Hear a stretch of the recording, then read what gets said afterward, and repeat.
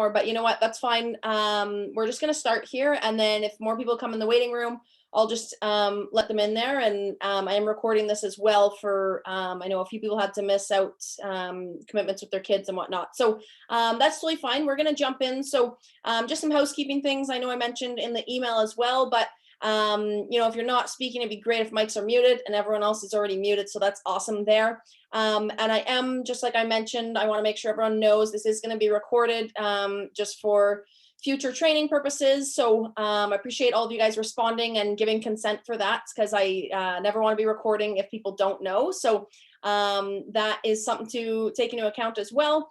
And this is going to be an hour long. You guys submitted so many awesome questions, so I'm going to be diving into those. We're going to be tackling those today. And then whatever we don't get to, I'm going to cover in our next call, which will most likely be in 2 weeks. I just have to finalize the date on that. So if we didn't get to some questions that you had submitted today, I will be covering that in the next one. Just want to let you know about that, because I got like a lot of really awesome questions, and some of them will take a little bit longer to answer.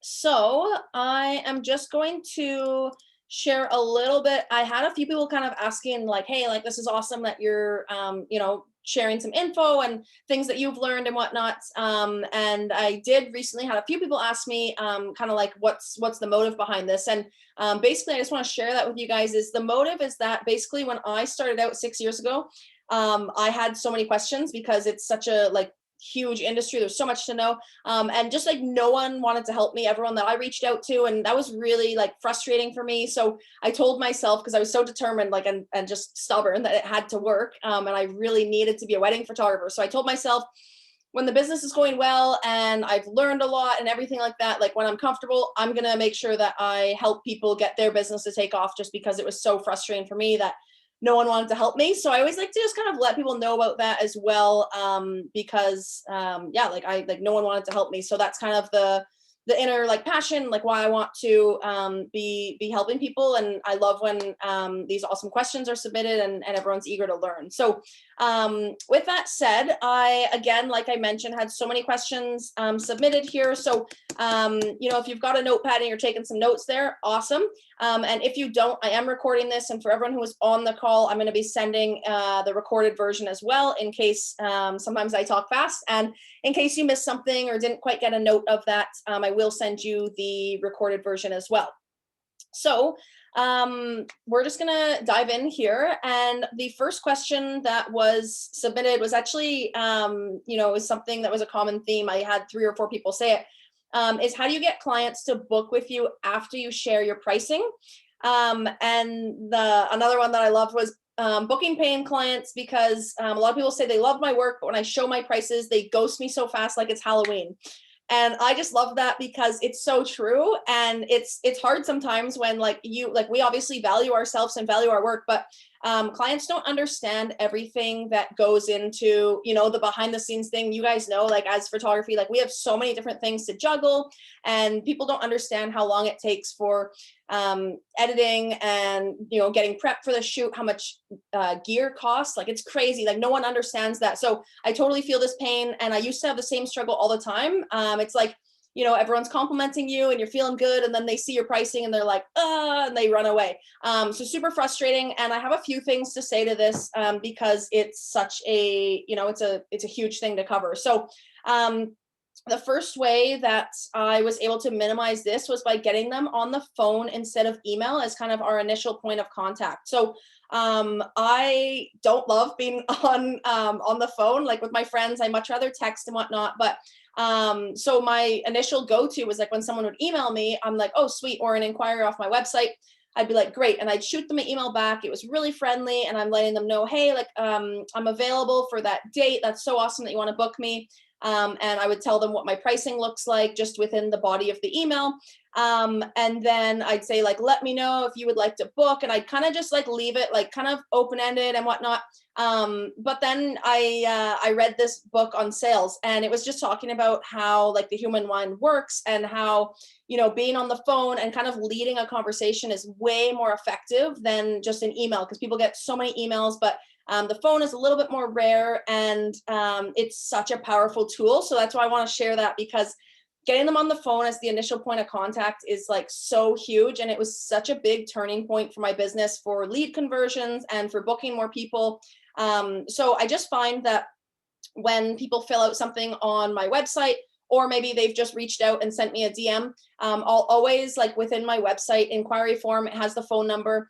And if it's like a lifestyle shoot, I'll just, give them a call, and I just want to hear about their vision and say, like, I just want to get to know you. I don't, this isn't like an interview type thing. I just say, like, I just want to chat, hear about what you have in mind, and make sure that we're going to be a good fit, because not every client that comes our way is going to be a great fit. And we know that. So that's also a great way to kind of filter out people who are not going to be a great fit for us and our brand. So getting them on the phone instead of email as our initial point of contact, I find is like a huge turning point.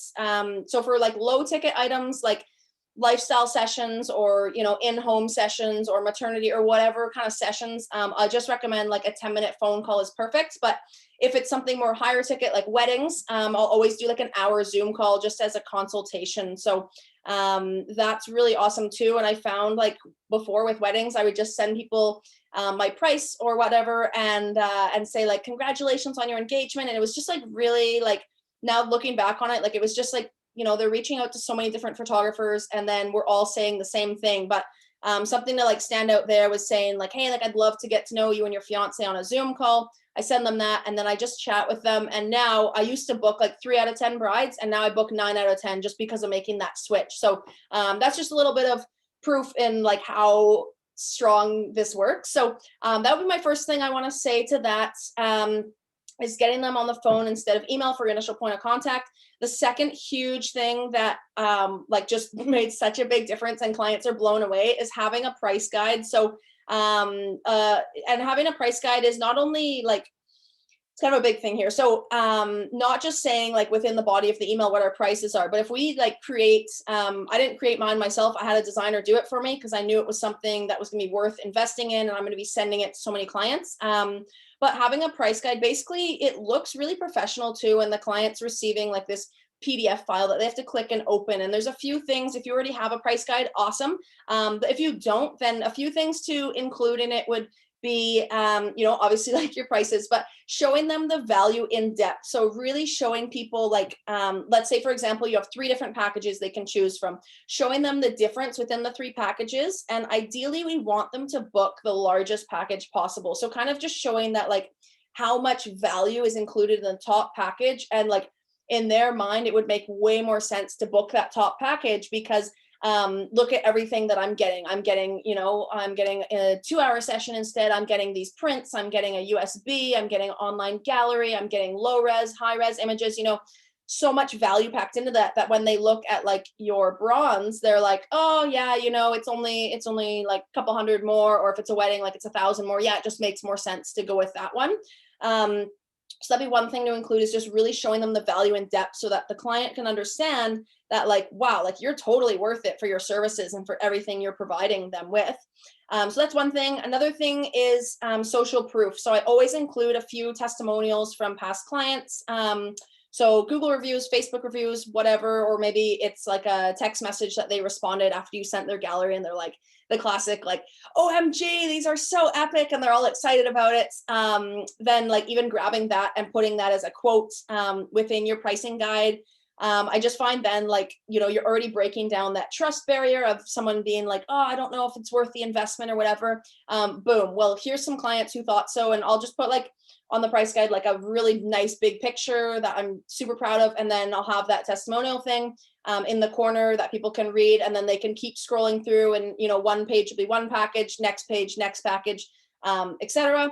And then in the beginning of the price guide as well, I always like to include just like an about me section. So I know we typically have this on our website, but something that just goes more into depth with a little bit more of like why you started the journey, and talking a little bit about your passion and what you specialize in, and just so clients again can be able to feel that connection with you, because photography is such a personal thing.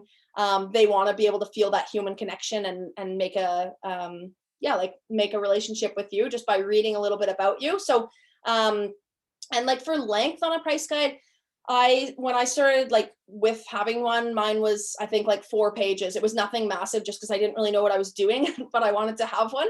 And now mine is like 16 pages. And I know that sounds really long, but because I like start with like a nice title page and my logo and whatever, and then it shows the table of contents. And I talk about like, because mine's all about wedding photography. So I talk about like having a second shooter, is it worth it? And I tell them how much to add it on. Then I talk about how do prints work. Hey, you can buy prints from my online store and it's super convenient. You just click the little shopping cart and it's a one-stop shop. Then I talk about wedding books, and there's so much that I can pack into the pricing guide that I've answered all the questions before they've even asked me. And I've had so many people respond and just being like, they book their Zoom meeting and they're like, wow, like, I just want to say your pricing guide was so awesome. And they said they reached out to a few other photographers and no one else provided them with something like that. And I was like, that's so good to hear, because it just gives me that like affirmation, like, oh, this is like actually working. Even though people are booking it, it's just good to hear from them as well. So this is obviously like a really loaded topic because it's such a huge topic. So there's one more thing I want to say to this that changed things for me is I used to not share my price on my website. And this is obviously a personal preference thing, but I find that I was able to just like weed out the people that were just gonna like run for the hills, and I got ghosted way less just because I shared my starting price. So I'm not saying having your top price so that everyone runs and is like, that sounds like way too expensive. But I just put my starting price just so that people can know if it's like I'm in their neck of the woods or not. And then if not, then they're not even going to inquire. I don't waste my time. They don't waste their time. That's just my personal preference. I know some of my other colleagues that are in this area, they do rather everyone inquire to them. So that's just what I'll put out there. But that helped me get ghosted way less because I have my starting price and people know if I'm going to be within budget. So that's what I will say to that. Before I move on to the next part here, you can either, turn on your mic and ask, or put it in the chat box if there's anything else you'd like to know that I didn't touch on, or if you want me to clarify on anything. And I'll just wait for a minute here. If I see anything in the chat box, or if anyone wants to, clarify something, then go for it. When you provide testimonials, do you have to get your client's permission to provide that on your website and stuff like that? Or is that something that you just put out there? So if it's on Google or Facebook, I just grab it, because within my contract, like I have a section that's like, anything that is online, like I will have permission to be using for future clients or promoting purposes or whatnot. If it's sent in a private text message, I will just confirm with the client. I'll just like text them back, whatever. I always say like, oh, I'm so glad you love your photos, whatever. But then like later on, if I'm like, oh, that was like such a sweet testimonial part I want to include, I'll just be like, hey, are you cool if I add this on my website or pricing guide for future clients? And like they always say yes, but I find if it's like a personal text message, just in case, I just double check on that. But if it's posted online, then yeah, just grab it and insert it into wherever you want, pricing guide, website. Yeah. Cool. Yeah, good question. Awesome. Sweet. Anyone else have want to clarify anything or ask anything else on that topic? Okay, sweet. So next one, moving on here, after talking about kind of getting more booking clients and whatnot, and kind of more talking about the conversion after sharing our pricing, this is a great segue into the next question that I had here about social media upkeep / getting bookings through it. So obviously 2 sections here, and this is also a really hot topic because everyone has social media and whatnot, but how can we upkeep it and be getting more bookings through it? So there's a few things that I will say to this that have worked tremendously for me, and obviously there can be other strategies you can put into place, but I will just mention a few things that have worked for me. So again, like kind of seeing where your audience is and then capitalizing on that. So for me, I wanted to make sure I was on every single social media platform, and I just found I was like stretching myself thin because I was trying to be the best at every single social media platform. And then instead of doing that, I realized, like, I went and looked at my leads and I'm like, okay, so 90% of my leads are coming from Instagram and like 5% from referrals and like 5% from Facebook or something like that when I finally like dug into looking at the numbers.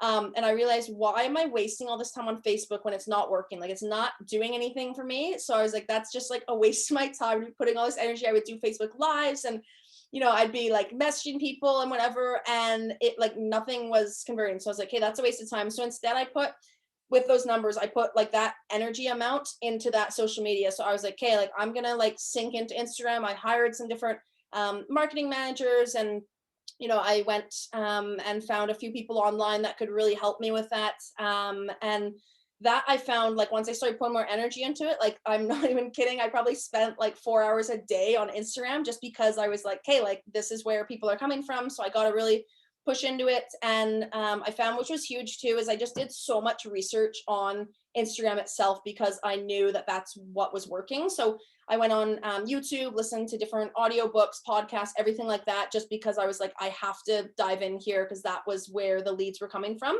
And then a few things that I kind of learned through that process was, one thing that I didn't have before, and some people might have this already, is having a strong call to action in your bio. So that was something like I did not have for the first probably 2 years of having a business. And it sounds crazy, but like people don't know to like, oh, like click on the website or click on the message button or click the email button, like whatever they need to do. They need to be able to like see a strong, what is the call to action you want them to do? Is it to, hey, like inquire below on my website and have some little emojis pointing, or is it click the email button to get in touch, or DM me to get rates, or whatever it is, whatever stage you're in, or that works for you, whatever system works for you. Having that strong call to action in the bio was just like huge. And then I started like looking at my website traffic, and I was like, wow, like sweet, it actually works. Like way more people are coming to my website just because I told them what to do.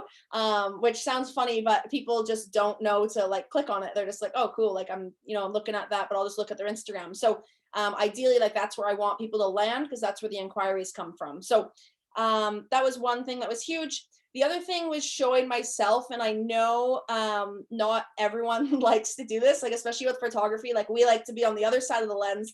But this was like a huge turning point as well.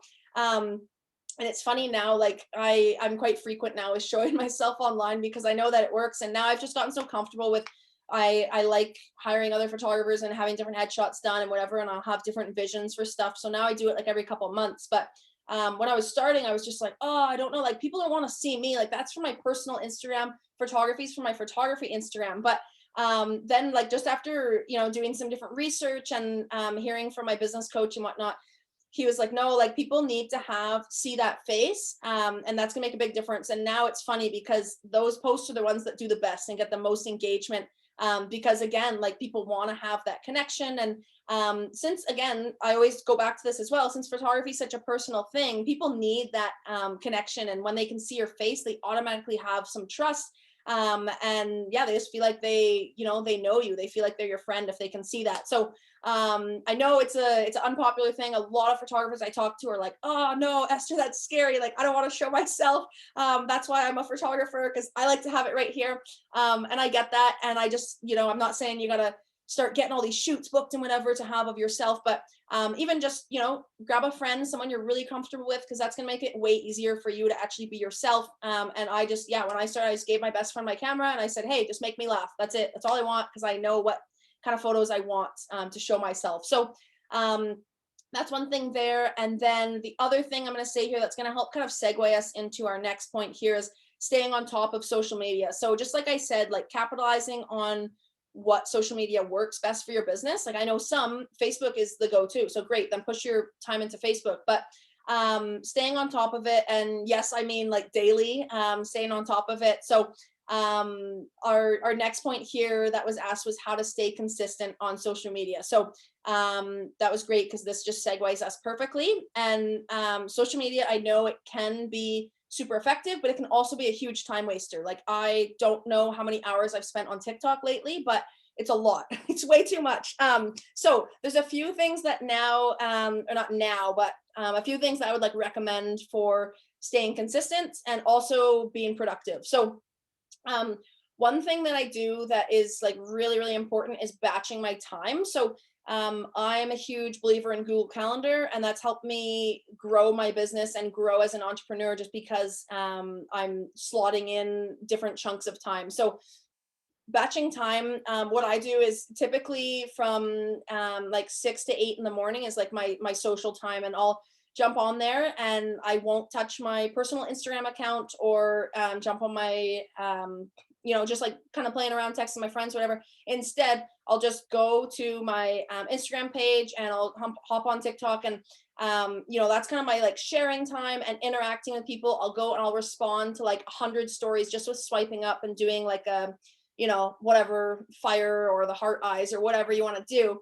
and getting in people's DMs and whatnot. And just that's just my time to be on there and just be active on there. So I like to just like, that's what time works best for me personally, but it can be any time in there. I'm just saying like batching your time with like, okay, that's when I'm going to be, hopping on Instagram and making my post, or maybe it's going to be your social media planning time. So you're going to plan everything that you want to post for the next 2 weeks or month or whatever it is. But that's been like a huge thing of just like, okay, batching my time, that I'm not wasting any time and I'm staying consistent, because it's easy to get overwhelmed when you're on it all the time and you're, clicking the app like 15 times a day. It's so easy to get overwhelmed.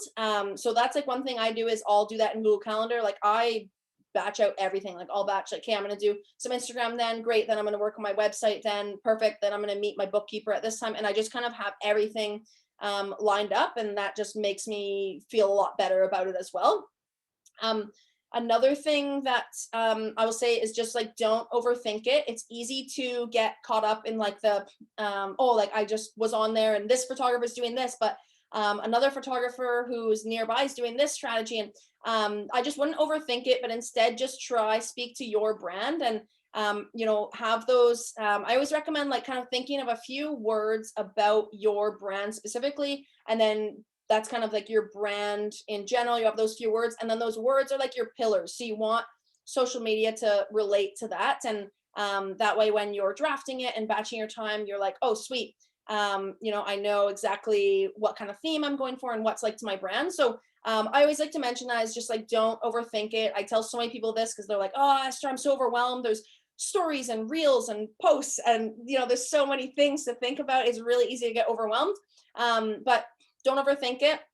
Just staying consistent, being active every day. Another thing I'll say is just like replying for comments and DMs is like huge as well for just staying consistent, because I used to just like, oh, like sweet, like 10 people commented on my post or whatever, that's awesome, but I wouldn't actually go in and send like a thoughtful comment back, or someone would DM and I'd like it and just be done with it. But I've just found like it's been so awesome to connect with my followers and responding to comments and DMs, and people love it. And it just helps me as well with, okay, I'm on at this time. Perfect. That's my time to go take care of that.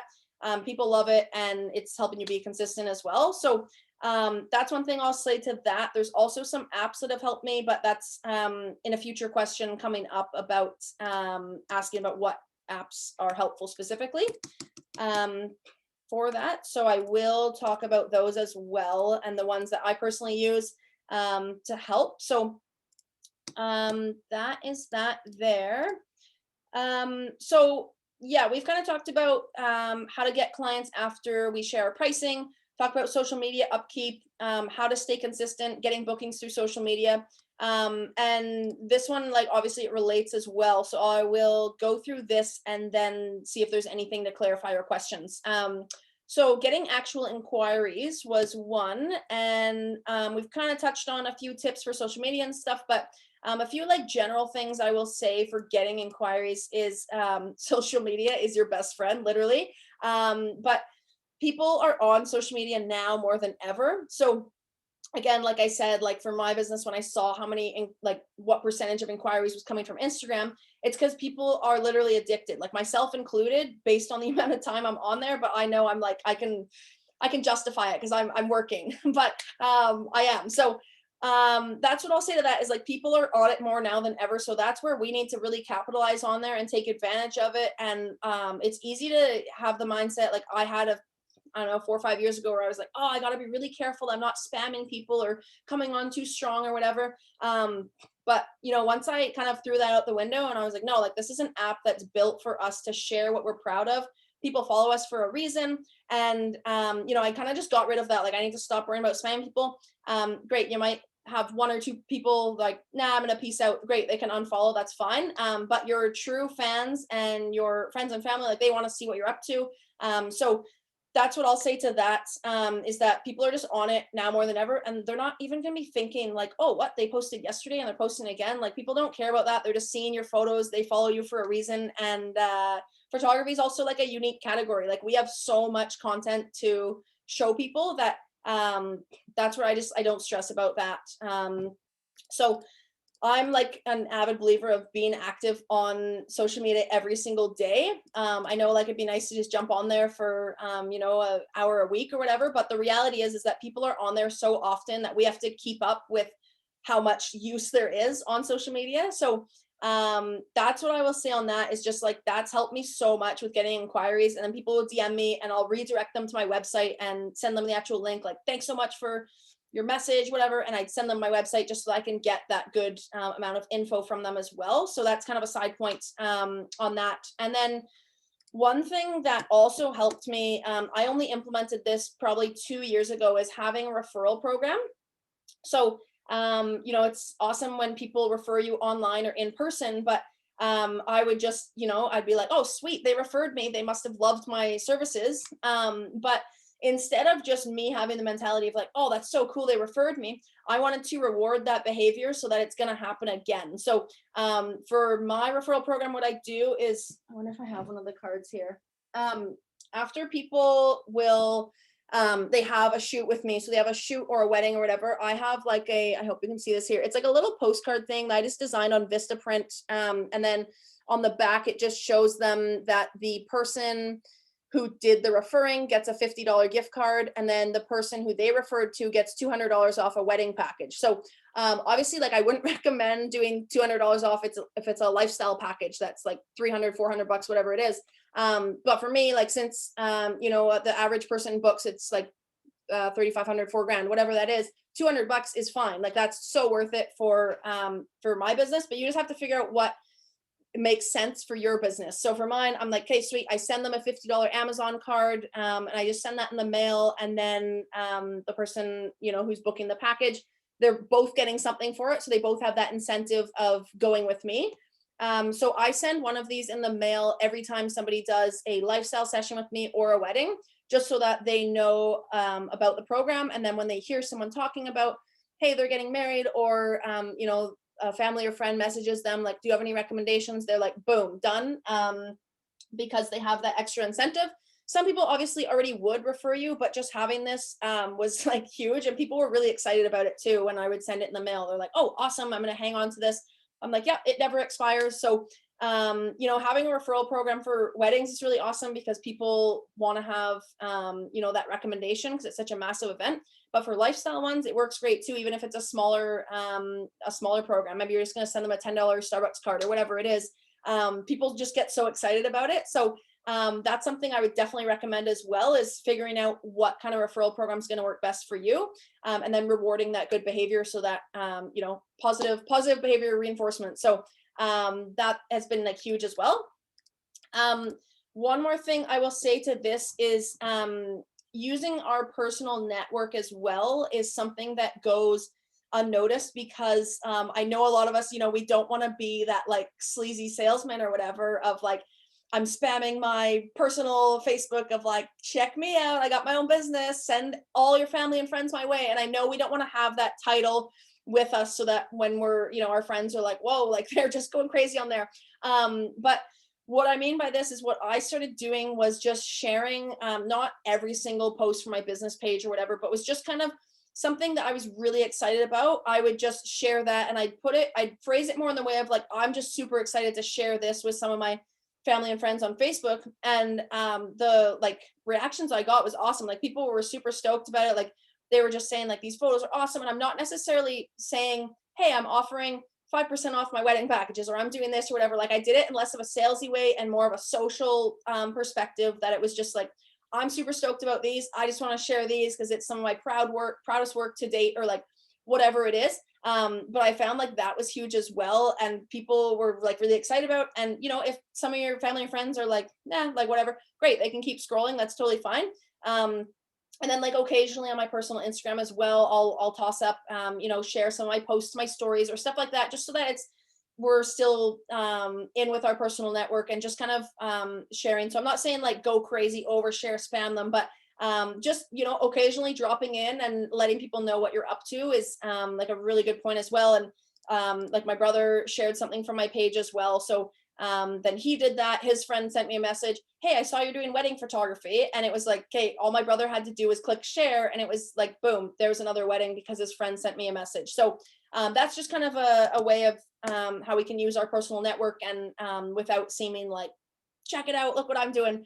And that's been like really huge as well for getting some really good inquiries. So that's one thing I'll say. One more point I will say on this, and this one obviously is a little bit more scary for a lot of us, is in-person marketing. So in-person marketing, I used to not really do it. Like I wouldn't really tell people a lot about my business or whatever. I just didn't want it to seem like I was the one being like, I own a photography business and I really want you to hire me. I could really use the sales. Like I didn't want to come across that way. But the way that I got over this was, again, like I mentioned, like being like social over salesy. So like a quick story here is I worked at Starbucks part-time when I was in high school, and photography seemed kind of like a pipe dream, but it was something that like I was really set on. So I remember when I started it up, I was still like I was 18. I was still in, you know, figuring things out. And so I was working in the drive-through and I had my photography as my side hustle still.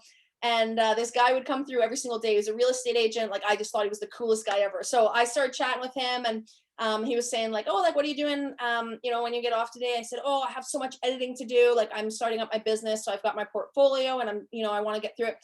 And he was like, wow, like I had no idea. That's so cool, whatever. And he was so excited about it and started asking me all these questions. And then I have my boss tapping on my shoulder, like, let's get the line moving in the drive through. But I was just so excited. And he's like, hey, like you know, what's your, can I get your Instagram so I can look it up and I can show, you know, some of my colleagues whenever they're always looking for headshots, whenever. So I was like, oh, cool.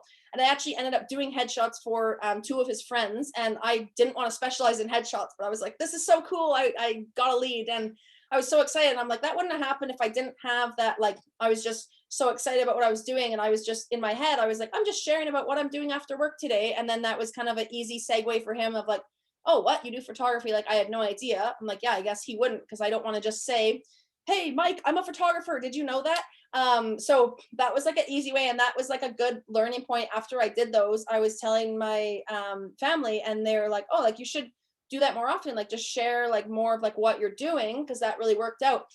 So I kind of took that as a learning point of like, okay, cool. When I'm just sharing about my life, I can try and intentionally work in some of the photography related things just for planting those seeds. And then people are like, oh, wow, like you know, I had no idea that she specializes in weddings or newborns or whatever it is. Just by planting those seeds there when, you know, chat with people, or maybe somebody you're just meeting and they're asking like a few questions about you. So that's one more point I always like to throw in there, because I know a lot of us don't like to do it. But that's just like an easy way of seeming like you're just, you know, putting it in there as more of a social point than anything. Yeah, so that's what I'll kind of say to that. Our next one here is talking about booking ideal clients. So before I jump into that, is there anything like any other questions or clarifications or anything like that of what we kind of just went through there? Let's grab a quick sip here. Yeah. So you're talking about, what'd you say? Basically just like making, just like putting yourself out there on social media. Mm-hmm. And you know, how you batch your time out with that. Do you, no, I mean, I haven't really noticed, unless I have and I just don't remember, but do you tend to mix your, like some personal posts along with your business posts on your business pages, or do you keep it strictly business? You know, because you talk about, you know, sharing a picture of yourself, so your clients and, you know, potential clients know what you look like. They get to know who you are as a person. So wouldn't that also entail sharing some personal stuff about your, like, oh, like I'm enjoying a walk today, or, you know, whatever, something random like that? Or Yeah. Oh, absolutely. Yeah, that's a really good point. So I'm glad you brought that up, Adam, because Like that's something like I used to do is keeping it separate. But yeah, like with that kind of goes along with the sharing so that people have that connection point to you and whatnot. So I actually I don't really use my personal Instagram that much anymore. Like basically the only thing I do now is just giving like, dropping random stories about my photography and whatnot. But yeah, like a huge point is sharing like sneaks of your everyday life. And that's something I use a lot on Instagram stories, is just showing people a little glimpse into my life. So like now it's probably like, I would say maybe like 60% like photography or business related stuff and like 40% more personal. So I'll like share with people like, I just like to be like super, super open now. So like I'll like share with people like literally everything that I'm up to. I'm like, hey guys, like I like, for example, like the other day I was like, oh, like I absolutely hate running. Like shout out to all you runners out there, but I'm gonna do it because I love how I feel after, and I got goals and blah blah blah. And I'm sitting for like all day doing stuff on my computer. So and I'll like let people know. And I find like I actually get more interactions when I share like personal stuff like that. Or like I'll share like, oh, I'm heading off to my brother's and I haven't seen him in a while. I'm so excited. I'm just little like random personal points. So that, yeah, that's a really good point. And when I do like a picture of myself, I try to make the caption like related to like how like I've been feeling lately, or like when the pandemic hit, I just wrote like this big thing of like how like I personally have been like all these emotions I've been feeling. And obviously like other people are feeling those too, so then like everyone could connect to that as well. So yeah, like I find like the mix, I would guess for mine is like 60-40, but some people don't like to be as open. So you can kind of like start slow too, if it's something that's new for your business, of throwing in those personal points, is kind of doing a few and then kind of working your way up to doing a few more after that. But people love it. And like now when I meet clients, like we have so much to talk about because they're like, oh, I feel like I already know you. And there's way less awkwardness during sessions as well. Like people are just, they know exactly what to say. They're like, oh, I saw you were at Olive Garden the other day. Like that's my favorite restaurant. And like it's just random stuff like that. That like is a really awesome connection point. And just, yeah, you don't have to actually be talking individually with so many people, which is really cool. So yeah, definitely like personal things. Yeah, really good point. Okay. Yeah, I mean, because that's something I've always considered, especially since I just started out back in August. Of course, I got really busy during the fall because everyone wants a family shoot. Totally. Um, but now I'm trying to get into wedding photography. And as you know, I shot my first wedding a few weeks ago, Yes. and still editing those. But the last photo shoot that I had shared was back in, I think, like the beginning of February. So I Okay. mean, like time has gone by where there's just been like very minimal to even no activity on my end on my social media pages. And so that's something that I want to be consistent with, to keep the audience engaged, Yes. and so I've even I mean, just like you, I'm hardly ever on my personal Instagram anyways, because Yeah. I'm trying to stay focused on my photography page right now. Yeah. And so I've even considered, why don't I just like share like, oh, like here's me and the kids like going for a walk through the park, or something like that. And Yeah. yeah, so it's nice to hear that that's something that you do. So I'm like, okay, well, it doesn't have to be just business. Yeah, no, absolutely not. And I think like people too, like you're gonna get like your followers are gonna be able to be engaged way more, because some of them obviously they have kids too, and maybe they're like thinking of getting a family shoot, and then they see like, oh, like cool, like Adam's a great family man. Like I definitely want to have him take photos of my kids, and that's like another easy connection point for them. Just in seeing that, and people are like, yeah, they just get to know a little bit more about you, and they're like, oh, sweet, like yeah, I'd love to have Adam do my photos because I can, see these different glimpses into his life. So I would definitely recommend that. And yeah, it's just kind of something you would think to share on your personal Instagram instead, but just like substituting and putting on your business one. So yeah, that would definitely recommend that. Yeah, awesome. Anything else people wanted to clarify on before I move on to like attracting our ideal clients? Quick question I have. So for social media, I found like with my social media page, I have a lot more photographers that are following me than actual folks that would want to book me, you know what I mean? Yeah. Potential clients. So how did you grow your clientele and follower base, like organically or not organically, how did you do that? Yeah. So Really good question, because I totally hear that, and it's easier to have a photographer follow you than like a potential client, right? Because obviously we're all in for supporting each other, and yeah, I totally get that. So really, really good question. And what I'll say to that is there's a few things, but the first thing I would say is that what I did, because I knew I wanted to get into wedding photography, is I went in and I found, like, I made a list of like local venues and vendors that like I really liked or I've heard of or I've seen on social media. And then I went in and I followed like a whole bunch of their followers. And then that was an easy way to like get my name out there with, you know, some of the different venues. Like obviously there's a ton of potential brides that are following them that have maybe looked into a few different venues and they followed them. So I went in, and that was like a really great way to like get my head in the door, because you know, and I ended up actually booking a few people that way. I said like, oh, like, how'd you find me? And they said, oh, like, you followed me. I was like, oh, that was embarrassing. But you know, I was like, then in my head, I'm like, oh yeah, like there was like this venue that I like needed to shoot at, Fraser River Lodge, here. It's gorgeous. And that was like, I like went in and I followed, they had like 4,000 followers, and I followed like a whole whack of them. So that was like a really good way as well. And then like florists and hair and makeup artists and a whole bunch of that, I went in and followed a bunch of their followers. Another thing I did with just like the demographic of clients that like I wanted, are like younger couples that are engaged or about to get engaged. So one thing that I did as well is I went and oh, let's get rid of that there. I went and I made a list of like a few local universities in the area. And then I went and I followed again a bunch of their followers, or I'd go to some of their recent posts, and I would go to whoever's liked it, because I know that they're active on social media, and then I would follow them. So that was just a way, and like so many people would follow back, because once they take a look at your page, they're like, whoa, like sweet, like they take awesome photos. And people are generally like, you know, once they see that like you have went to their page, or sometimes they even like more than follow and go and actually like a few of their posts. That was another way to like get your username to them as well.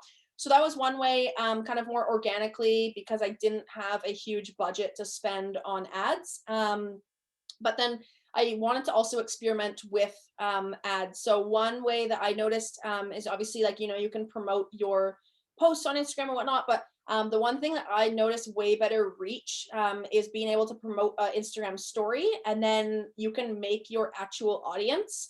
So you can click, there's like one thing that it will say, do you want us to, you know, do followers that are similar, or people that are similar to your followers? And I don't typically check that or recommend to click that. I like to make my own, because I want to choose what age of people I want. I want to choose, I usually just like, because I want to market to the brides, typically they're the ones more shopping around for photographers. So I'll do like female from 20 to 28. And then I'll say I want them within a certain mile radius. I forget what I do, 30, 40 miles, whatever it is. Just so that can be really, really specific, and it'll show you the range of people in that. And I just noticed like way better reach when I do stories instead of posts. I don't know why, but that's just what like works. So that's another thing I noticed as well. And then that helped pull in some potential people, because it's popping up on their feed when they're going through stories. Like you guys have had it too. Then an ad pops up there that like you're not following them, but then you see it and you're like, oh, and then you go to like click to their page. So obviously like that might be something more like down the road, because like me personally, like I didn't have a huge budget starting out, so I didn't want to like go and experiment with ads. But then once I had a larger clientele and more organic traffic, then I was like, okay, I want to use some money to see how we can get better results. So yeah, really, really good question. And that's kind of like the biggest ways that I was able to like expand my network. Because yeah, it was like a lot of photographers at first, or family, friends, people that know me from my personal Instagram, but it wasn't like, I'm like, I want potential brides coming my way, you know? So yeah, those are probably like the biggest things that I did to help, you know, kind of expand it. Perfect. Thank you. Yeah, you bet. Okay, cool. Anything else before we move on to our next point here? All right, awesome. Okay, cool. So let's go down here to the next question here so I can read it here. So booking the right kind of clients. Some clients I'm not vibing with. They give off this energy that's like, even if you do your best, I'm not going to like it and I'm not here for it. I love this point. It made me smile when I was going through it, looking through the questions, because I totally get it. And it was so easy to relate to.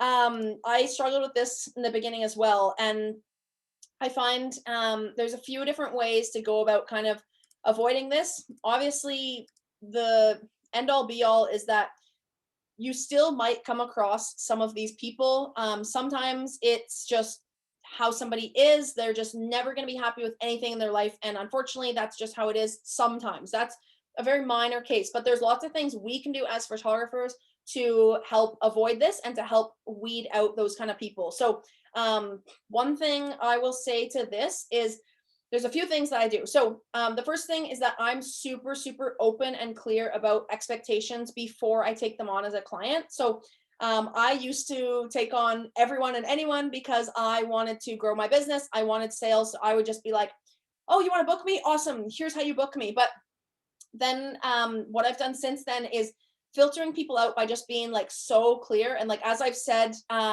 is getting on the phone with them. And that was another point as well, is that getting on the phone with them before I even agree to shoot for them. And on the phone, like that's where I go over my expectations and I say like what the process looks like. I let them know like everything about what I strive for, what my goal is. And I let them know like literally everything about my brand. Like, for example, I'll say like, I also want us to make sure that we're on the same page with editing style, because that's unfortunately something that I can't change. So I edit to a very bright and vibrant colors. So I want to make sure you guys are cool with that. And then I always say like, I strive for, you know, more authentic moments, and I want to capture your connection. If you're looking for a photographer who's going to pose you like total models and, you know, that kind of look, I said, that's very classy and formal. And I get that. And that has, you know, a lot of photographers I can recommend, but I said, unfortunately, that's not me. So I can't change that. And I just noticed like, it was really awesome to be able to do that before booking clients. They loved it as well. And people were like, yes, like absolutely, I'm on the same page. And I haven't had this before, but obviously if you have like a hesitation of someone being like, oh, I was hoping that actually you could change that, or you could change that about your business. Like, no, like we're creatives and like we have all of our brands, like each and every one of us, like our brand is so different. So that's where like just being really, really clear about how the process works. I tell them like turnaround time. I tell them like everything about what to expect, just so that there's no surprises and people aren't like, what, like you take 3 weeks? Like I thought I was going to get it in 2 days. And there's no unrealistic expectations and everyone's happy. And then one thing I do as well is I will always under promise and over deliver. And I know a lot of us have probably heard that before, but that's something that really impacted me and helped my business. And now like literally clients are just stoked because I'll tell them like for an engagement session, I'll tell them it's going to take 3 weeks. And instead I do it in a week and a half. And I know that I'm going to do it in a week and a half, but I don't need to tell them that because you know, it also just saves my butt. What if, you know, it's crazy season and I actually take a little bit closer to 3 weeks or whatever. So it just kind of protects us as well. And then when we do over deliver, they're like so pumped on life and they're just like stoked about your work. So that's one thing I'll say to that. Another one is I always tell people that I take on a limited amount of clients and I want to make sure it's going to be a great fit before we meet. And like I'll say that to everyone, like even if it's my slowest part of the year, like it's winter, I'm like, you know, I'm doing like a few families, whatever, but like it's very slow. I still tell people that because it's true. Like I do take on a limited amount, but I want to make sure I tell them the reasoning just so that they know that they're not just gonna become a client just like that, snap their fingers, and I'm gonna take them on. I want to make sure that I really get to know them. And I have had I've had a few clients that just when they reached out to me, I was like, oh, like, I don't know, like just based on what I was reading, I was just not, I could just feel the vibes. And I was like, I don't know if this can be a good fit. And sure enough, like I got on the phone with them and kind of went through it. And it wasn't that like they didn't want to book me. It was that I didn't want to book them because I knew it was going to be a nightmare client. And I've worked for those nightmare clients when I was starting out, when I was taking on everyone. And I know the headache and people being like, oh, I thought my skin was going to look like absolutely like this. And I'm like, no, like those are like, I can't get rid of those. Like I can do like some blemishes and whatever, but they thought it was gonna be like, you know, like Barbie kind of skin and whatever. And I was like, no, like that's not what I do. Like, but then I was thinking that's not their fault. That's my fault. Cause I didn't set the expectations of like, I tell people I do like, you know, very like natural editing on this. And if you have some blemishes, I'll totally take care of those, but it's not going to look like a Barbie and you're still going to recognize yourself. Whereas, you know, before when I didn't set those expectations, people didn't like, they just didn't know we weren't on the same page. So I've had probably just like a handful of people that I've, you know, been very respectful, but just said like, unfortunately, like, I don't think it's gonna be a great fit for us. Here's some recommendations of photographers in the area I think that would be excellent for you and your fiance. And I'm totally fine with leaving those sales on the table because I'm saving myself the headache and I can put my energy into clients that are going to be ideal for me. So that's like my biggest points. And then obviously like one way as well is I did increase my pricing significantly, and that helped. Just like I knew that like I wasn't going to be the right photographer for the budget brides. And I know so many other photographers that would absolutely like love to work for them and shoot weddings for, 600, $800, and something that like I can't do based on what kind of experience I want to give to my clients. But that was another thing I did as well, is just by increasing the pricing, that helped like weed out some of my clients that weren't going to be ideal clients.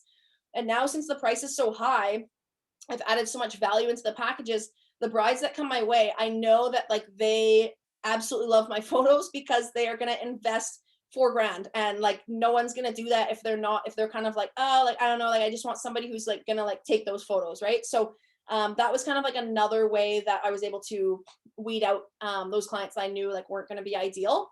But yeah, like getting them on the phone, clear expectations of exactly what the entire customer experience looks like, under promising, over delivering. Those are like the biggest points I can say. And like I haven't had this struggle in a long time just because of putting those into place within the business. So that, like, I love that point because it's like a big weak point for a lot of us, when it just feels like, like even our best isn't going to be good enough for them. And it can be really discouraging to us when we are so excited about our business and passionate about photography. So I absolutely love that point there.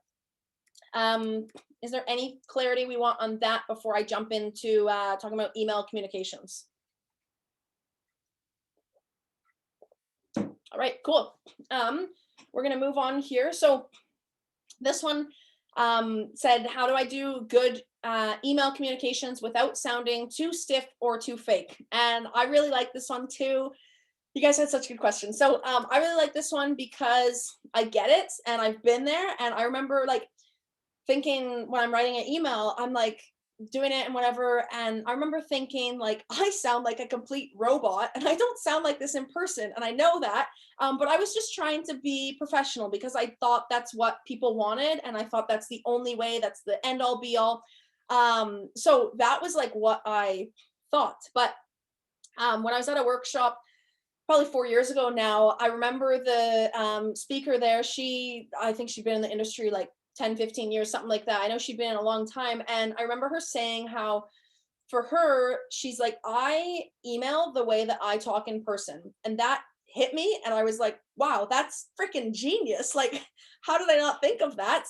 But that's just something that like resonated with me. And when I got home from that workshop, I was like so fired up, and I was, I had all these different ideas and whatnot. So I like made this huge idea folder. And one of them was like how I can present myself on email that's going to seem very similar to my personality in person, just so that it's not like I'm writing all professionally and whatever. And then I meet them in person. I'm like, yo, what's up? Awesome. You guys look so hot. And like, just like, that's how I talk in person. So then I just started like doing that on email too. So again, like the type of clients I want to work with, I know that I want like the connection and authentic couples and everything like that. So they want to be able to see the real side of me too, and that human side, instead of talking to a robot, right? Like it's not fun to have the exact same response when they inquire with all these photographers. So imagine someone wants to book a wedding photographer. Obviously, they're not just going to email one person. They're going to email a few. So let's say they email 5. And 4 of those people write back with a generic email. Hello, so-and-so, thank you so much for reaching out to me. I want to say congratulations on your engagement. I am available for your date. Here's what I charge. And that's how I used to write my emails. And then when obviously that changed after that workshop, and now when I write my emails, I like write exactly how I talk. I'm like, your email literally made my night. I'm so excited. I use exclamation marks. It doesn't look professional at all, but it works because that email is going to stand out way more than the generic 4 emails they got. And then they're like, whoa, like this person's so excited. Like she seems awesome. And if they think I'm crazy, then that's fine. I'm not the one for them. And I know that. So that's like one way that like I do it, is I just try when I'm writing, I always proof it. And I'm like, would I talk like this in person? If not, then I go and I edit it and whatever. So that's like a huge way that like I've done it, and I know that I'm gonna be like vibing with my ideal client if I do that. The second way that I do this is when they inquire with me, I actually have them go through like a lot of questions beforehand. And I do this intentionally because, first of all, I know that they're serious because they just went through all these different questions. And the second thing is that I have a talking point automatically that's going to be personal to them and that I can say in the initial email when they're writing me about their wedding. So I can be like, oh my goodness, like one of them's, tell me about your proposal story. One of them's, what's your favorite activity to do together? Your favorite food? Are you a Starbucks or Dairy Queen person? And then I have a few like just random connection points to put in that email, make it personal so that it doesn't look like I'm copy and pasting a template. I have like a template in my Gmail that is kind of what roughly my initial inquiry for a wedding would look like. And it has that link for booking a call and everything like that. But I edit it majorly and I throw in so many points that they've put into that inquiry form. So that's like another huge point. I'm like, sushi's your favorite thing to do together. Like, that's crazy. That's my favorite thing too. We're definitely gonna have to get some sushi at your engagement session. And, just like some random stuff like that, that's gonna help have that extra, you've gone that extra mile. You're way more personal than all these other photographers I reached out to. You're the one for me. So that's like a huge thing as well. That has like really, really helped for just not sounding like fake or stiff, because that's easy to do in email and it's hard to know someone's tone on email as well. So that's like my biggest way that I do. And obviously like you guys got to find what works best for your brand, but that's like my biggest things for when it comes to emails. So yeah, that's what I will say to that. Any questions on that before I move on to our next point here? All right, perfect. So this, what do we have here? Nope, that was a repeat one, lead conversions. Okay, cool. So this one is making me seen by all local vendors. So I really like this one, and I know I talked about like just obviously for opening our clientele to more people in our area and more potential clients, but for making us seen by local vendors, this is really, really important because it's going to help you get more referrals.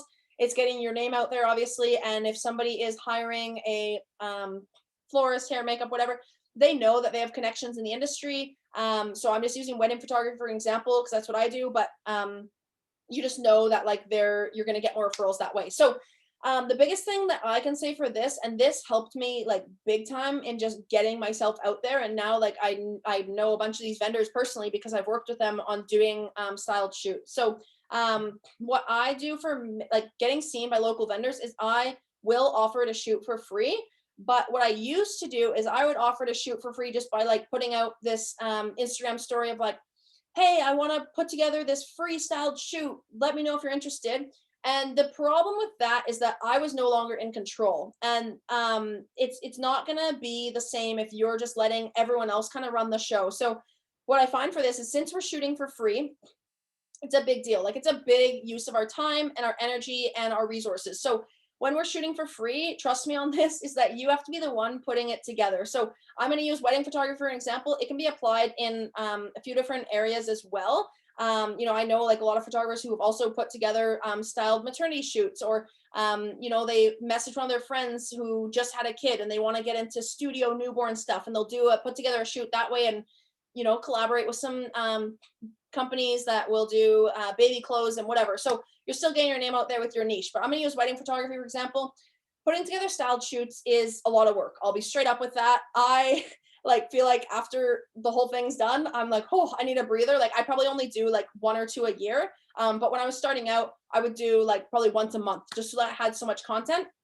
But the thing that is the biggest point is that you are the one in charge of it. So you got to be the one who is choosing the vendors, who is choosing the models, who's choosing the location, who's, you're literally in charge of everything. And that's how you're going to make sure that it's the most wicked marketing material that's going to be awesome for your brand.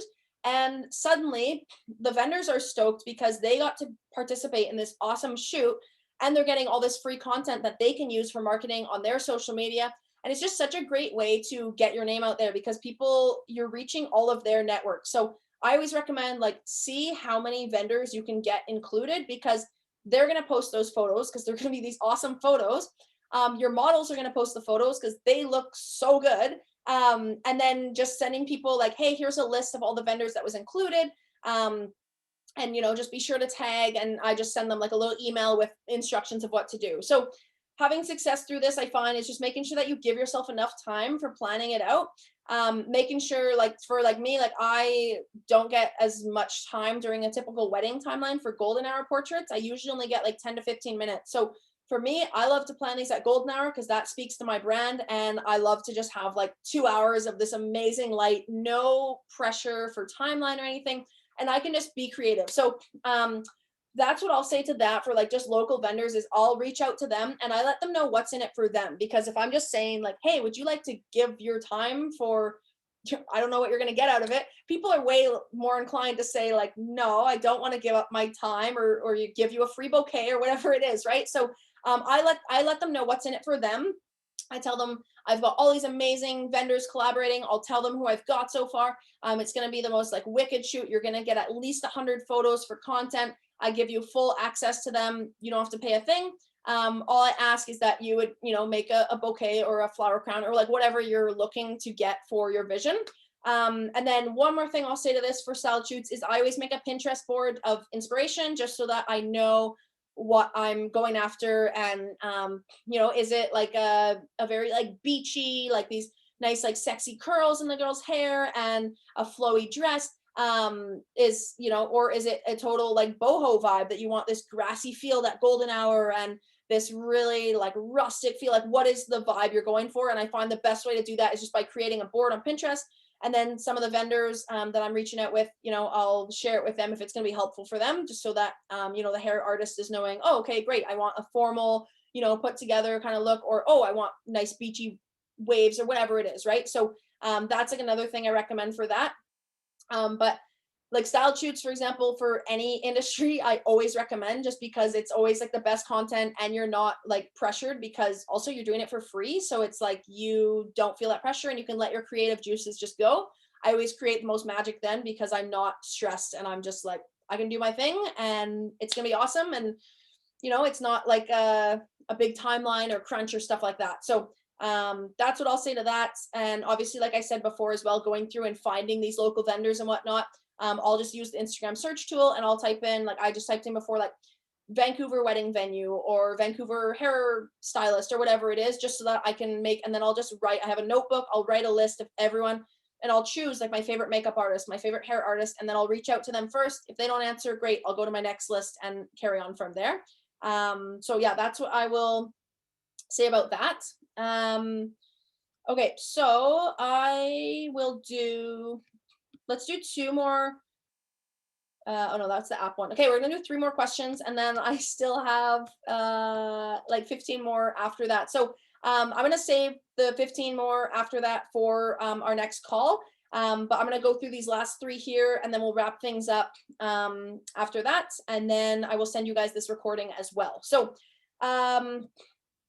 this one basically, I really like this one. So I eventually want to make this my full-time gig.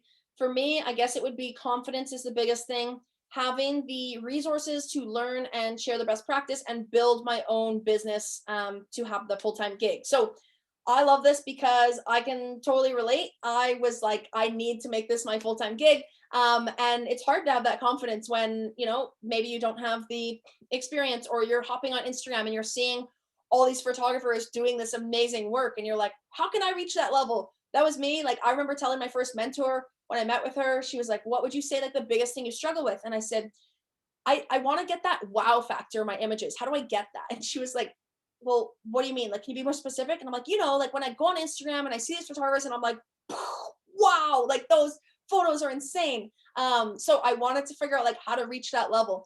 And then, we got more specific and did some brainstorming of what specifically I like about some of the photos. And I would say like, whoa, like look at that sunshine that makes it look like the couple's glowing, or, look at this epic wedding dress, or like just different things that I would like look at the photo and try figure out the composition. Was it the lighting? Was it the editing? What was it that I loved about it and that had that wow factor? So something that really helped my confidence in the beginning was education and practice. So both of those together, like merging together, like that's why like I've had probably like 4 or 5 different mentors or business coaches just that specialize in different areas that I wanted to learn about specifically. And that helped me big time with gaining confidence because like one of them, like she had the most amazing editing style and I wanted something very similar to that. So I reached out to her to do one of her, you know, editing like mentorship programs. And that was really helpful. And then there was another photographer who you know, he had been in the wedding industry for 20 years and he was like this 60-year-old guy still shooting weddings. I'm like, that's so boss. I got to learn from him. Reached out to him. Another lady that taught me in high school photography and I wanted to learn more mechanics and stuff behind that. Reached out to her, did private lessons. So that helped me so much with just expanding my knowledge in that of, okay, I'm learning so much from each of these people who specialize in different areas that I wanted to learn from. And that just helped my confidence big time because I was like, I'm learning from them. They rock. Obviously, I'm going to be able to reach that someday if I'm learning from them. So that was the biggest thing. Second thing was practice. I remember one of my mentors early on, she said, like, she's like, I'm not even kidding. Like, I want you to practice 4 or 5 times a week. I was like, what? I don't have time for that. But turns out I did because it was my priority. So, and I would grab like everyone, like I would grab my sister, like she just started dating this guy and she's like, no, like, I don't think he's going to be down for that. I'm like, it's fine. I'll talk to him. So I talked with him. I said, hey, like, I'm really passionate about this. I know you've only been dating for 2 months, but you know, would you be down for this? And he was like, yeah, like, absolutely. I'm like, sweet. Okay, awesome. And my sister was like, oh, she's like, I'm so embarrassed. And you know, we did the shoot. She loved the pictures. They both ended up framing them or whatever. She got mad at me about one thing that, you know, I hadn't do like a lift. And then I said, okay, cool, you can dump her now. And in my head, I meant put her down, but she like freaked out. She's like, are you kidding me? Why would you use that word? You know, she gave me a lecture on the car ride home. And I said, honestly, I didn't think it through. I wasn't trying to be funny. But anyway, that's a little side note. I just thought it was hilarious because she was just like so choked about that. But with the practice, I'm just saying, like, it doesn't need to be this like big, like elaborate style shoot at first if that intimidates you. If you're up for the challenge, cool, do that. But if you're not, then great. Grab some of your friends, family, whatever it is. I tell everyone this just because it helps. And like my first ever shoot I did, I brought my camera when I was working at Starbucks. I took my friend, we went in the drive-through. I made her pose with a Frappuccino just so I could work on my settings. I wanted to shoot manual and I was like, oh, like how can I like have her and the Frappuccino, but the rest all blurred? And how can I get it a little bit more light here? And, you know, it was just like so random. And, you know, like those photos they were okay. But it just helped me learn. And I was on the clock working at Starbucks, but I was just so excited about it. So I just had to bring my camera and I brought her outside and we did that during a slow time there. But I'm just saying, like, it doesn't need to be this big elaborate thing. You just got to practice. It can be, maybe it's just like a stuffed animal you bring outside just to work on lighting and have them as a subject. So that's what I'll say really helped my confidence as well.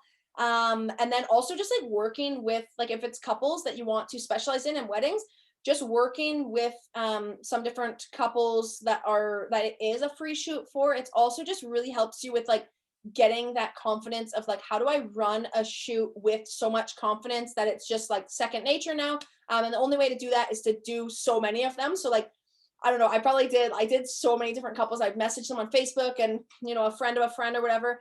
And then when I was doing the shoot, it just like, it became natural after doing like so many of them that I was just like, oh man, I know exactly. I want you to do this romantic dip. Okay, cool. I want you to run towards each other like you haven't seen each other in forever and spin around. And like, it just like, it was so normal to me because I had done it so often. So that's like one thing or a couple things, I guess, about building confidence.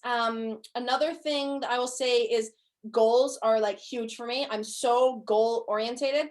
And not just having like one goal, like I want this to be my full-time gig. No, I want you to break it down. So I want to have some short-term goals, some long-term goals.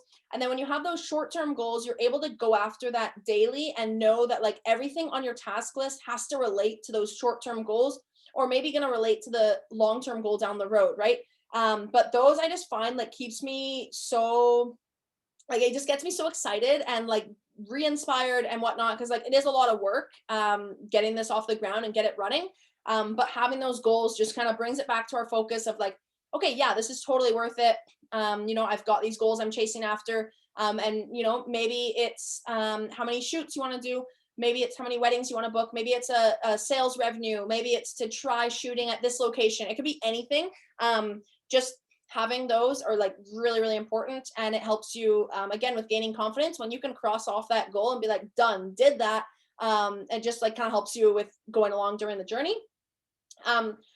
One other thing as well is podcasts and books are like huge for me. I learned so much through, like, I'm like a huge like podcast junkie. I'd love to start my own someday, but that's another thing on the goal list. So those just help again with confidence and with also being inspired, that like you can do this when you hear other people's stories and where they came from, or hearing different tips or tricks or stuff like that.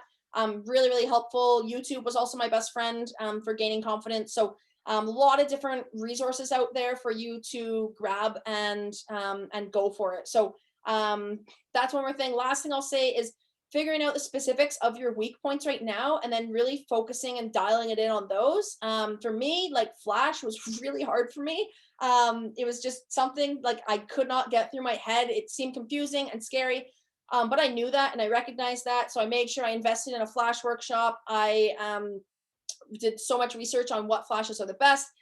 I practiced in my living room with different lighting scenarios and stuff like that. So that was just one example of like, okay, like I knew that was a weak point. I had to focus in on that. And now when I go to weddings, I'm confident. I know that it's going to be awesome. And I'm not going to have a nightmare situation of like, I don't know what I'm doing and they're doing their first dance right now. Never want to have that. So that's just like an example of like a weak point that I personally had and I wanted to focus in on. And then that gave me like so much confidence moving forward to future weddings.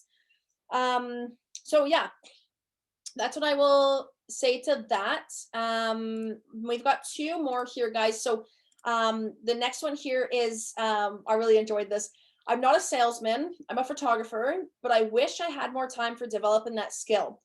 And I totally get this. It's such a common struggle because like, it's true. Like we got into this because we love photography, not because we love sales. And like, I've like said this a few times when chatting with someone, because it's so true. Like we're not trained salesmen. We like didn't get into this because we're like, yeah, we love sales and we're all amped up about it. But one thing that I found like really, really helped me with this was I'm like, okay, cool. So I recognize that like I don't really love sales anymore. Now I enjoy them a little bit more because I'm more confident and I know that like my process is working. So I'm going to say two things about this. The first thing is I read two amazing books that helped me with my confidence. So these two books, the first one is The Challenger Sale and the second one is Spin Selling. So actually where are they here?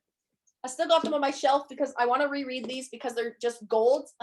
So we're doing that in the next few months there, but two books that really, really helped my confidence. And it was actually my brother's friend. I was talking to him at one of his birthday parties, probably like 5 years ago. And this guy, like, he runs like his company. It just hit like 10 mil and he's like the biggest boss ever. Like, I just have so much respect for him. So he was at the party and he's like 35 or something like that. And it's his birthday party. And all the girls are like eyeing him up and they're just like, oh, like he's really good looking too. And they're all eyeing him up, whatever. And then he started talking to me and was asking, he's like, oh, like you're 18, like you have your own business. Like, that's cool. We started chatting. We ended up talking for like almost the whole night. And he was the one who recommended those books. And I was like, I have to read these because like I just looked up to him so much. And after learning a little bit more about him, I remember the girls that were there, they were like more like his age. And I was like this 18-year-old kid talking to this 35-year-old about sales and how I can improve on them. And he's just like, this is so cool that you're 18, you're starting this up whenever. Like all those other girls were choked because I literally talked to him the whole night. But like I was just so excited and he thought it was really cool that like I was this 18-year-old kid with a dream. So those two books again, like that's why like I was like extra excited about reading them because he recommended them. So yeah, those ones definitely recommend, helped my confidence and with my sales process and just learning a little bit more about myself. And I did some trial and error and whatnot. So that's what I will say on that. And then the other thing again is like I also did like I would try out a different process and see how that would work. But then like the biggest thing that I found was like, okay, like phone calls and Zoom calls work for potential clients. So that was the process that I moved forward with because I knew it worked. And then what I will say is for sales as well as developing your own funnel. So when I say funnel, I mean like a starting point of where people come from. And then the end point, once they are a booked client, they've paid their deposit or they've done the shoot and e-transfer you the money, whatever it is. But this funnel, we want to have like a defined process of what that looks like. And I found for me, like, this was such a big point when I was like listening to like one of this, like this guy I really look up to, Russell, and I was listening to one of his podcasts, and he was just talking about having this really clear funnel that you know where your customer starts and where they end when they've already booked with you, and what are those steps in between there. And you know, if you're not sure right now, okay, then we gotta have some steps, or maybe you have one or two, but how can we improve those, or maybe like add a step, or how is it going to be like easiest? So I'll just give you a quick example for what mine looks like. So a customer comes through, as I said, like majority of them come from Instagram. So cool, they come in through Instagram. Then their step is to head to my website. They're going to fill out an inquiry form from there. My next step from there, what I'm going to do is I'm going to email them like a nice like personal email talking about the stuff they put in their inquiry form. I'm going to attach my PDF of my price guide, my like 16-page price guide that I'm super stoked with. I'm going to attach that. And then I'm also going to include a link that I have put into the email that says, you know, part of my policy is to book a call with me just to get to know you a little bit more, hear about your wedding day. And I'll send them that link as well. Then their job is just to go through my pricing guide, learn a little bit more about me. I also send them a video as well about my brand. That's like one more thing that I do as well. And then they go in, they book a call. Cool. They're at the next process of the funnel. Now on the call, I'm going through with them. I make sure that like I take the reins. Like I want to be the one running the show and making sure that I'm in control. So I've got these questions that I go through with every couple that books a call with me, and figuring out if I'm going to be the photographer for their day. Now I go through these different questions with them, and I really want to get a vibe for who they are, what they have in mind for their big day. And then towards the end of the call, I make sure that, again, I'm giving them a call to action. So just like I gave them a call to action with checking out my website, booking a call, I do the same thing when we're actually on the call. And I ask them, you know, is there anything else you would like to hear from me, or something I didn't cover? And most of the time they say no, because I go really in depth and give them way too much info, and that's what they want. They want me to like over deliver. And then I'm like, okay, awesome. Then I'm going to go through what the next steps look like for you and your booking process with me. And I go through and I say, okay, awesome. So I'm just letting you guys know, this is what it looks like. I'm going to be sending you a link for my website. And what you're going to do there is it's going to prompt you through a process of reading my contract, doing an electronic signature. Then it's going to bring you to your questionnaire, your initial questionnaire. That's going to have about 10 or 11 questions to go through, and just to give me a little bit more info on yourself. You know, your mailing address, contact info, everything like that. You're going to fill all that out.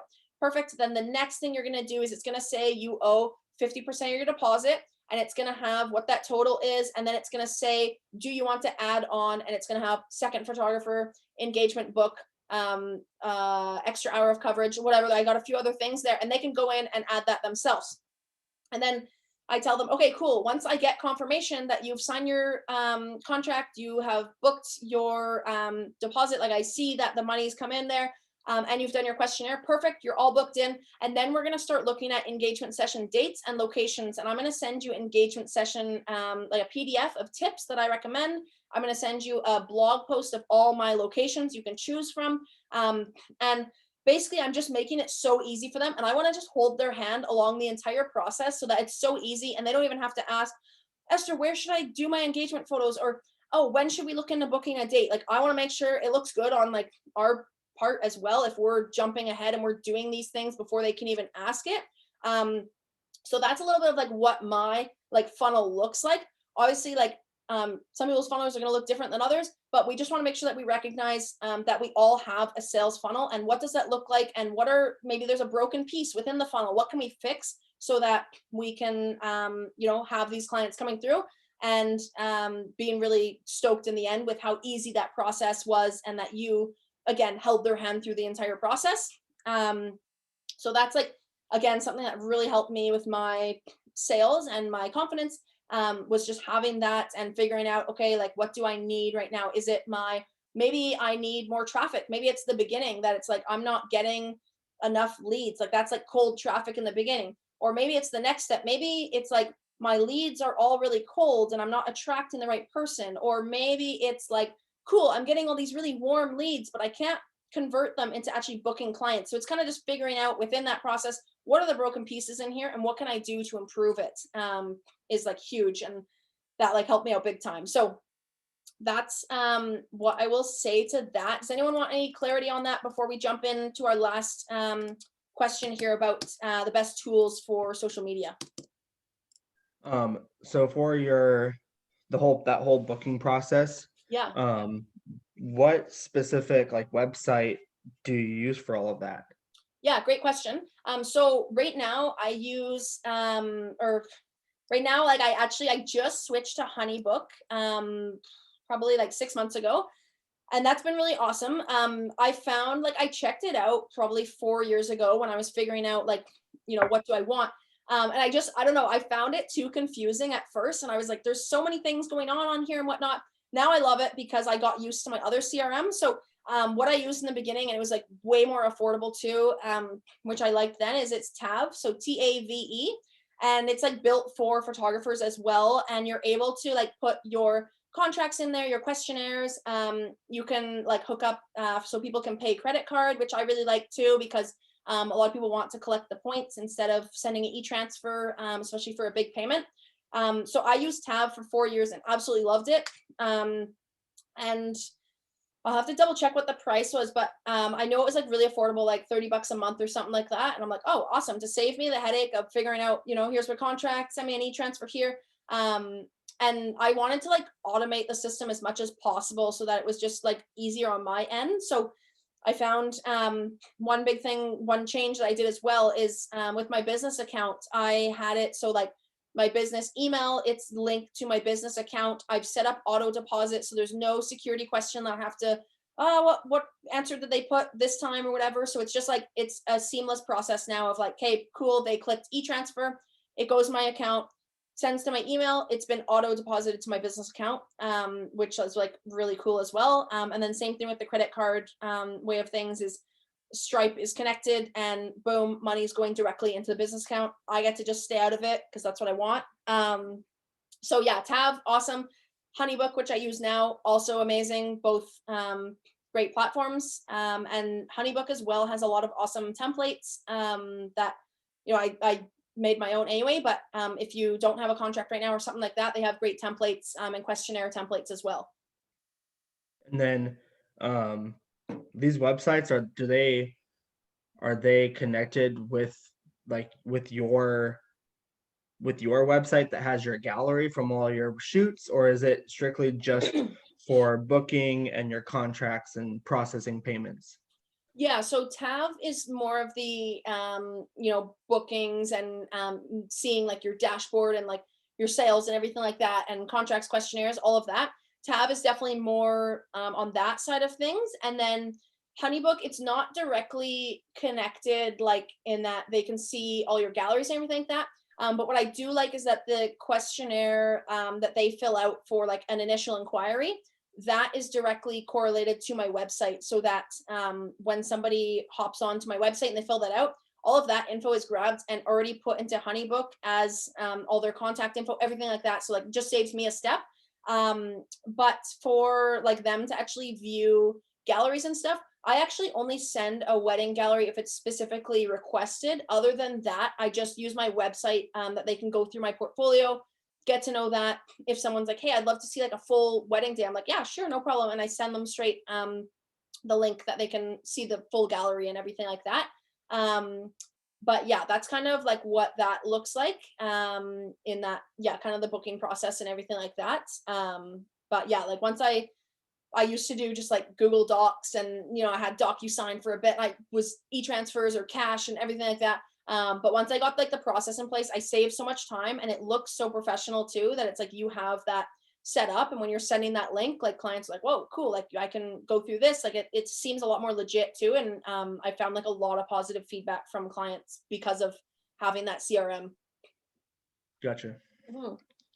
Yeah, so that's awesome there. And let's use a Sprout Studio. Oh, perfect. Okay, so I think yeah, quite like similar idea there in that. So I'm sure like, yeah, there's a bunch of options there, but I think having this as a photographer, like just having that system is like super, super important. Yeah, for our clients and for staying organized. Obviously we have a lot going on and lots of clients coming through. So yeah, no, that's awesome. Perfect. Thanks, Alyssa.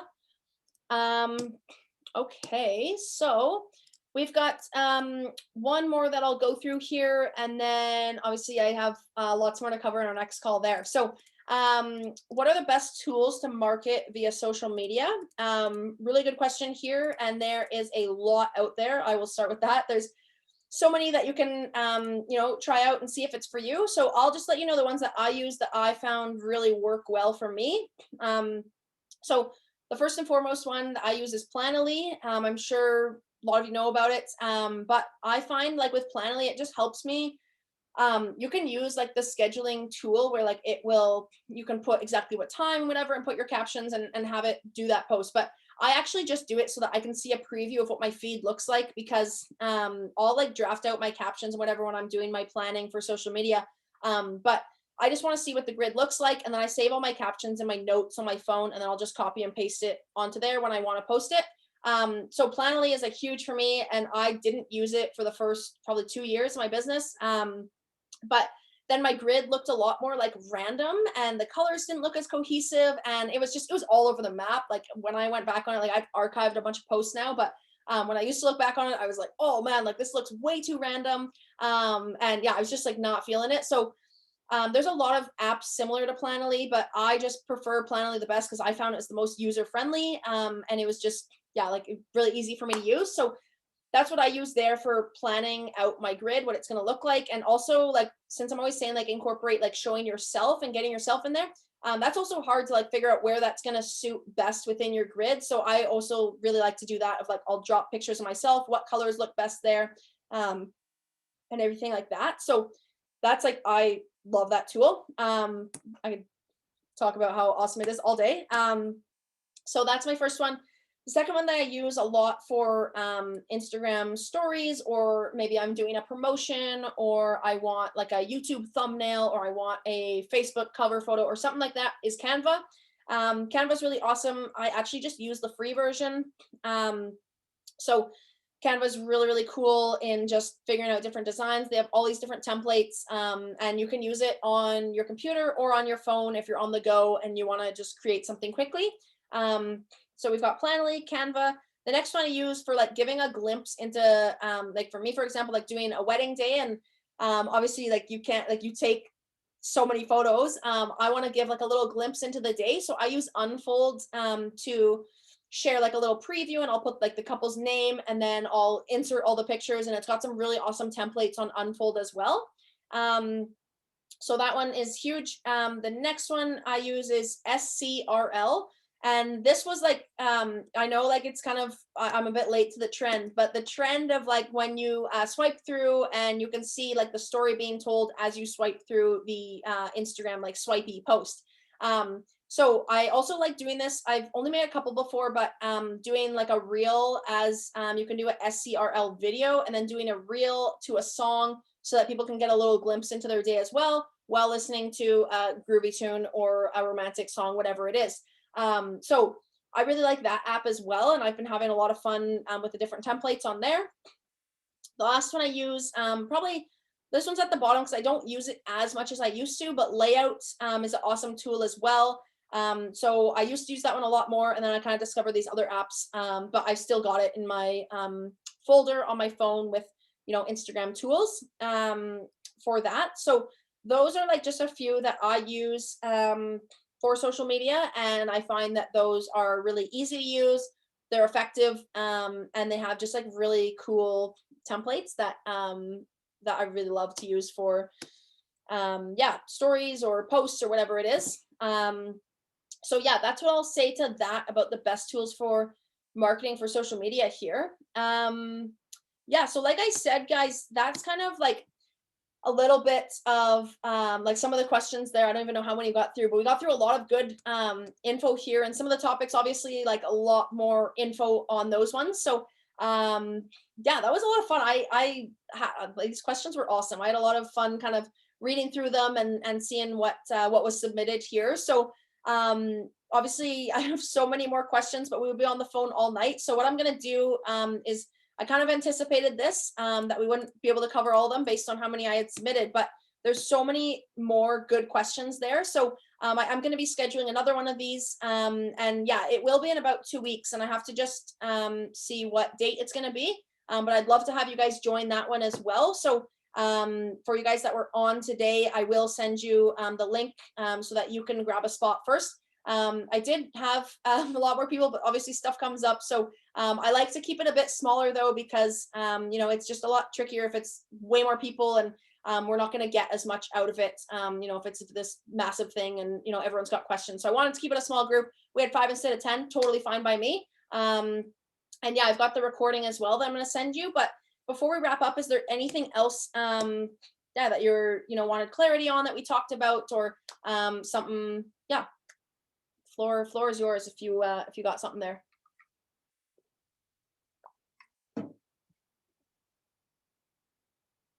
All right, cool. So if there's nothing else there, guys, then yeah, like I said, I will let you know when we'll do the second one of these, just so that we can go through the rest of these questions. But I just want to thank you all for your time and spending this time with me, and you know, that we could go through all of these awesome questions, and for everyone that submitted like so many amazing questions, was just like blew me away with how much good content there was to go through. And just brings me back to everything that was going through my head when I was trying to figure it out, because like photography is not an easy industry. So props to all you guys for being in this industry, because it's a lot of hard work, but it's worth it in the end, because we you know, we as creatives get to do our own thing, and it's just so much fun along the way. And obviously that's why you guys got into it as well, as having that creative passion and creating memories for our clients as well. So yeah, that's kind of what we've got today. Yeah, I'm really thankful that you guys hopped on here and made the time and carved it into your day. And yeah, that you guys are all looking to improve your business as well, is really, really awesome. So yeah, cool. I've got the recording here. I'll send it over to you guys in case you didn't get some notes on certain topics or whatever. And then I'll let you know about the future one. But other than that, it was great to see all of you guys on here. And yeah, that's pretty much it for today. Thank you so much. Thank you for so your much. time. Thank you so much. Oh, you're welcome. Very helpful. Yes, very helpful. Oh, good. Okay, I'm so glad it was helpful. It wasn't just I was going off because I could talk about everything, but I'm really glad that it was helpful and relevant to you guys and your businesses. Yeah, extremely. Looking forward to the next one. Awesome. Yay. I hope Same to here. have all of you guys on the next one. That'd be awesome. This was a lot of fun and I was excited for it all day. Perfect. Okay, well, great to chat with you guys, and yeah, I look forward to the next one, and I hope you have a great evening. I know we're in different time zones here, but it's just about dinner time here, so. Sweet. Thank you. Bye. Yeah, you bet. Okay, take care, guys. I'll see you on the next one. Bye.